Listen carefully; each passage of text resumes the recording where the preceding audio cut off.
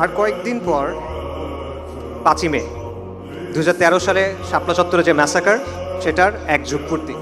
এটা ডেফিনেটলি একটা গুরুত্বপূর্ণ ঘটনা, এটা ডেফিনেটলি একটা ঐতিহাসিক ঘটনা। তো এটাকে কেন্দ্র করে আমি আলোচনা করার চেষ্টা করব। তবে আমাদের সামনে এরকম গুরুত্বপূর্ণ আরও কিছু তারিখ আছে। যেমন ধরেন 4ই মে 1798 সালে 4ই মে টিপু সুলতান, মহীশূরের বাঘ, উনি ফিরিঙ্গি কাফিরদের সাথে জিহাদ করতে করতে ইন্তেকাল করছিলেন। আল্লাহ তাকে শহীদ হিসেবে কবুল করেন। ফিরিঙ্গি কাফিরদের সাথে আমাদের যে দীর্ঘ সময়ব্যাপী সংগ্রাম হয়েছে, সেটার একটা প্রতীক হলো টিপু সুলতান। আরেকটা গুরুত্বপূর্ণ তারিখ আছে 6ই মে 1831 সালে 6ই মেতে বালাকোটের ময়দানে ইমাম সৈয়দ আহমেদ শহীদ এবং শাহ ইসমাইল শহীদ এবং তাদের জামাতের অনেক মুমিন মুজাহিদ শাহাদাত বরণ করছিলেন। এটা আমাদের সবার অনুপ্রেরণার একটা মূল জায়গা। বালাকোট উপমহাদেশে যতগুলো দ্বীনি ধারা আছে, সবগুলো কোনো না কোনোভাবে দেখবেন সৈয়দ আহমেদ শহীদের যে মকবুল জামাত, সেটার সাথে তাদের একটা সম্পর্ক আছে। আকাবিরে দেওবন্দ সৈয়দ আহমেদ শহীদের জামাতের সাথে সম্পৃক্ত, আকাবিরে আহলুল হাদিস তারা সৈয়দ আহমেদ শহীদের জামাতের সাথে যুক্ত। ইভেন তাসাউফপন্থী যারা আছেন, তাদের মধ্যে যেটা বালাকোটি ধারা, তারা সৈয়দ আহমেদ শহীদের জামাতের সাথে নিজেদের একটা সম্পর্কের কথা বলেন। মাওলানা মওদুদী রাহিমাহুল্লাহ এবং এইরকম যে ধারাটা আছে, তারাও কিন্তু সৈয়দ আহমেদ শহীদের যে জামাত, এটাকে একটা তাজদিদি আন্দোলন হিসেবে গণ্য করেন এবং এটাকে একটা অনুপ্রেরণা হিসেবে নেন। এমনকি এই উপমহাদেশের যেটা মডার্নিস্ট ধারা, স্যার সৈয়দ আহমেদ খান, আলীগড়ি ধারা, মুসলিম লীগ, ইভেন তারা সবাই কিন্তু সৈয়দ আহমেদ শহীদের যে আন্দোলন, সেটা থেকে অনুপ্রেরণা নিয়েছেন। এটাও একটা গুরুত্বপূর্ণ তারিখ 6ই মে। আরও একটা গুরুত্বপূর্ণ তারিখ সামনে আছে, এটা হলো 10ই মে। 10ই মে গুরুত্বপূর্ণ কেন? কারণ 1857 সালে এই 10ই মেতে পুরো ভারতবর্ষে, হিন্দুস্তানে মহা অভ্যুত্থান হয়েছিল, যেটাকে ব্রিটিশরা সিপাহী বিপ্লব বলে বা সিপাহী বিদ্রোহ বলে।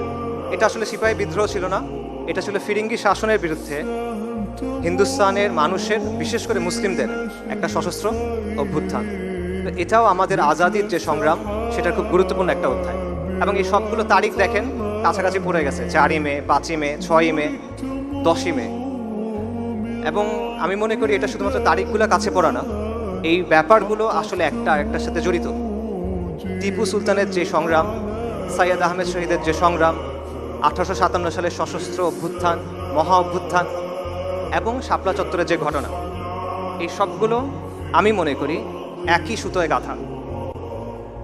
শুধু এই ঘটনা না, এরকম আরও অনেক ঘটনা আছে যেগুলো একই সিলসিলার অংশ, এবং এটাই হলো আমাদের আজাদির আন্দোলনের ধারাবাহিকতা, এবং এটা নিয়ে আমার আজকের আলোচনা। তো আমি বলছিলাম যে শাপলা দিয়ে শুরু করব, তাই শাপলার ঘটনা নিয়ে অল্প একটু কথা বলি। আপনারা সবাই জানেন, তাও আমি অল্প কিছু বলি। 2013 সালে শাপলা চত্বরের ঘটনা ঘটে, মতিঝিলে শাপলা চত্বরের ম্যাসাকার ঘটে। বেসিক্যালি আওয়ামী লীগ যুদ্ধাপরাধের বিচারের নামে একটা প্রহসনের ট্রাইব্যুনাল চালু করে। সেখানে বাংলাদেশ জামাত ইসলামের কিছু নেতাকে প্রথমে যাবজ্জীবন কারাদণ্ড দেওয়া হয়। এটার প্রতিবাদে বাংলাদেশের সেকুলারদের সবচেয়ে উগ্র যে অংশটা, তারা শাহবাগে একটা জমায়েত শুরু করে এবং তারা ফাঁসির দাবি করে। এটাকে সমর্থন দেয় কে? আওয়ামী লীগ সরকার। আওয়ামী লীগের ট্রাইব্যুনাল, সেই ট্রাইব্যুনালের রায়, সেটার বিরুদ্ধে প্রতিবাদ হচ্ছে, সেটাকে পৃষ্ঠপোষকতা করতেছে আওয়ামী লীগ। এবং মিডিয়ার মাধ্যমে, সাংস্কৃতিক অঙ্গনের মাধ্যমে ব্যাপক হাইপ তোলা হয়, একটা উন্মাদনা তৈরি করা হয়, এবং পেছন থেকে এখানে সমর্থন দেয় কলকাঠি নাড়ে ভারত। এটা হলো শাহবাগের গণজাগরণ মঞ্চ। হেফাজতুল ইসলামের যে উত্থান, সেটা ঘটে অন্য একটা কারণে। সেটা কি? শাহবাগে তারা নানা ধরনের অশ্লীলতা করে, নানা ধরনের বেহায়াপনা চলে, বাঙালি সংস্কৃতির নামে নানা পৌত্তলিক কার্যক্রম চলে।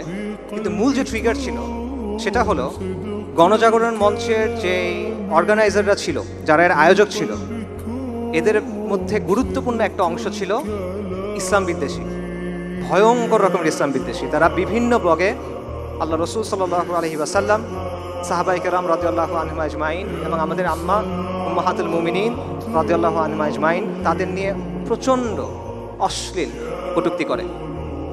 যখন এই গণজাগরণ মঞ্চের আয়োজকদের একজন নিহত হয় তখন এই বিষয়গুলো সামনে চলে আসে এবং তখন হেফাজতে ইসলামের উত্থান ঘটে।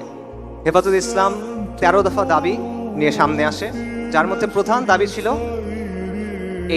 এই ইসলাম অবমাননাকারীদের শাস্তি এবং ব্লাসফেমি আইন প্রণয়ন।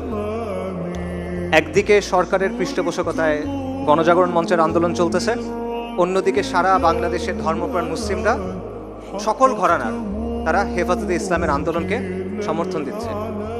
হেফাজতে ইসলামের আন্দোলনের বিভিন্ন কর্মসূচি আসলো। এপ্রিলে লং মার্চ হলো 6 এপ্রিল, তারপর 5ই মে ঢাকা অবরোধ কর্মসূচি ঘোষণা করা হলো।